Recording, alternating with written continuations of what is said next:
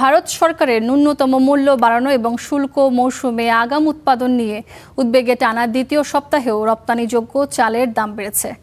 দেশটিতে ৫% সেদ্ধ ভাঙা চাল এবং ৫% সাদা ভাঙা চালের দাম বেড়েছে। দেশটির অভ্যন্তরীণ বাজারে খাদ্যপণ্যটির দাম বেড়ে যাওয়ায় ভারতীয় চাল থেকে মুখ ফিরিয়ে নিচ্ছে বাংলাদেশ সহ বিভিন্ন দেশ। এতে পেঁয়াজ আলুর পর চাল নিয়ে বিপাকে পড়ছেন চাষিরা। ভারতে টানা দ্বিতীয় সপ্তাহের মতো বেড়েছে চালের রপ্তানি মূল্য। সম্প্রতি ভারত সরকার ওপেন মার্কেট সেলস স্কিম বা OMSS এর আওতায় খোলা বাজারে বিক্রি হওয়া চালের ন্যূনতম দাম বা রিজার্ভ মূল্য বাড়িয়েছে। ফলে সরকারি গুদাম থেকে বেশি দামে চাল কিনতে হচ্ছে মিলার ও ব্যবসায়ীদের। এর প্রভাব পড়েছে দেশটির অভ্যন্তরীণ বাজারে, আর সেই বাড়তি খরচ রপ্তানি মূল্যেও যোগ করছেন রপ্তানিকারকরা। চলতি সপ্তাহে ভারতের ৫% সেদ্ধ ভাঙা চালের রপ্তানি মূল্য বেড়ে টন প্রতি ৩৪৮ থেকে $৩৫২ পৌঁছেছে, যা এক সপ্তাহ আগে ছিল $৩৪০ থেকে $৩৪৫।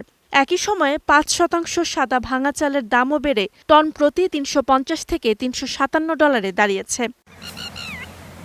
ভারতের কৃষি মন্ত্রণালয়ের তথ্য অনুযায়ী ৫ জুলাই পর্যন্ত গ্রীষ্মকালীন ধান রোপণ হয়েছে ৬০ লাখ হেক্টর জমিতে, যা গত বছরের একই সময়ের তুলনায় প্রায় ১৩% কম। পাশাপাশি শুষ্ক আবহাওয়ায় ধান রোপণ কম হওয়ায় আগাম উৎপাদন নিয়েও তৈরি হয়েছে উদ্বেগ। ফলে দেশটির অভ্যন্তরীণ বাজারে চালের দাম বেড়ে যাওয়ায় রপ্তানিকারকরাও রপ্তানি মূল্য বাড়াতে বাধ্য হচ্ছেন।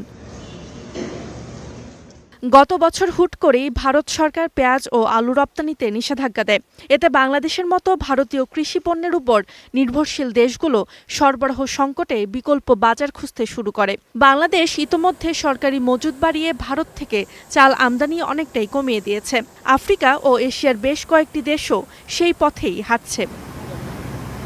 এদিকে ভারতের বিপরীতে থাইল্যান্ডে ৫% ভাঙা চালের দাম কমে টন প্রতি $৪৫০ নেমেছে ও ভিয়েতনামে ৫% ভাঙা চালের দাম $৪৪৫ থেকে $৪৫০ স্থিতিশীল রয়েছে।